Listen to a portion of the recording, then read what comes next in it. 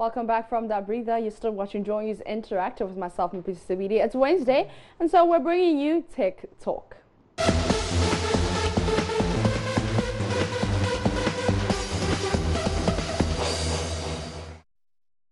Spiky Coven Kruma joins me in studio for today's Tech Talk. We're still continuing our Wi-Fi series. What's up, Spiky? What's up, Maps? How you doing? How you doing? You're right. 100%, always. Yeah. All right. So what are we doing today? So, we've been talking about a lot of things when it comes to Wi-Fi. Today, we're talking about limiting bandwidth of certain apps. Okay. Now, a lot of people wonder, bandwidth, what is bandwidth? So, consider all your internet as a pipeline.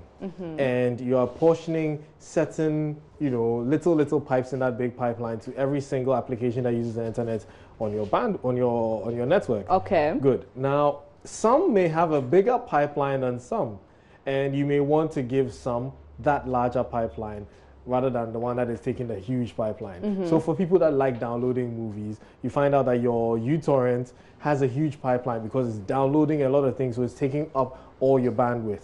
Your Skype, which is for making voice calls and video calls, also takes a lot of bandwidth. Now you want to be able to control which applications get what bandwidth. Well, easiest way to do is close applications that are doing this, right? Yeah, but sometimes some of these things happen in the background and you don't know. So here are a few applications that you can install on your computer to use to monitor your bandwidth and then control it. So number one we have here, you see GlassWire. Okay. Now what GlassWire does is that it gives you a graph that shows you all the applications that are, using your bandwidth and how much bandwidth they're using. So you can see you have all here is showing all the applications using your bandwidth.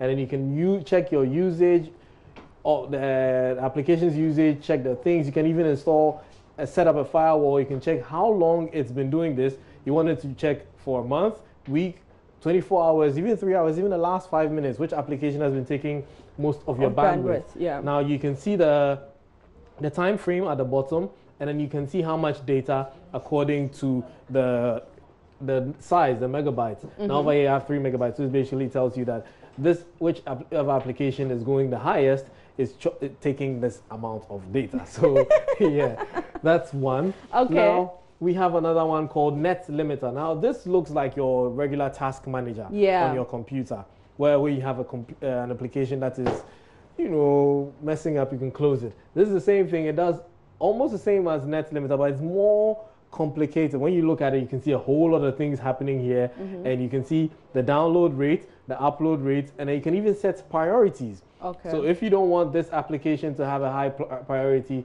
you can just basically say, no priority, and then it goes up. Yeah. And, well, there's so many other. There's NetCutter, which also does the same thing.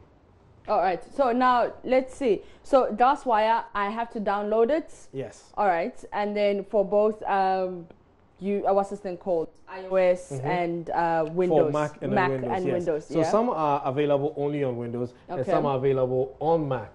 So after Net Limiter, we have Net Balancer. Now, Net Balancer is also, it looks like Net Limiter, but it's quite simpler. It has just your application, and then you have your down rate and your up rate. So the down rate is basically how much data is being downloaded, and your up rate is how much data is being used to upload. And then you also have your priority, the number of connections to the server.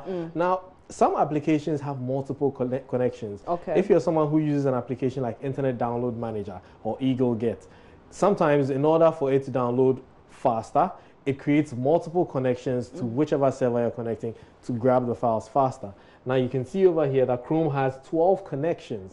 Now that means that it's going to be hogging a lot of bandwidth. Yeah. So you can either decide that if you're downloading a file using Chrome, you can apportion most of your bandwidth to Chrome, or you decide that, I don't want to give that to. And then you also have Traffic Chart, which also does the same thing. It shows you which applications are using the most data. And then you have CForce Speed, which is based on protocols.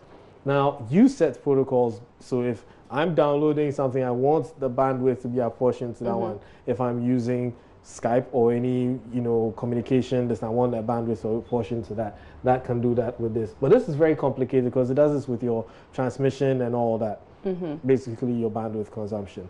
So if you ask me, the first one is the simplest, glass wire. Yeah. It'll be easy for everyone to use. Just a simple graph that tells you this application is taking so much data, this one is not taking so much data. So if you want to kill it, you can kill it. Okay, so now which one would you prefer for a Mac and which one would you prefer for Windows? Or glass wire for both? So GlassWire is available for both. You can get GlassWire for Mac and Windows, and because it's the simplest, it's the one I would choose. Yeah. But with Macs, we have another one which I didn't mention, which we call Little Snitch. Now, Little Snitch tells you every application that is communicating on your network, and then you can basically kill it with Little Snitch. So for Macs, I would say Little Snitch, but GlassWire. All right. Yeah. Because do you know that snitches get stitches? Do you know that? I do know that. Yeah, so Little Snitch will get you stitches. Yeah, all right. Thank you so much, Kobe Spiky, for that having me. tech talk. Enjoy the rest of your Wednesday, yeah? All right.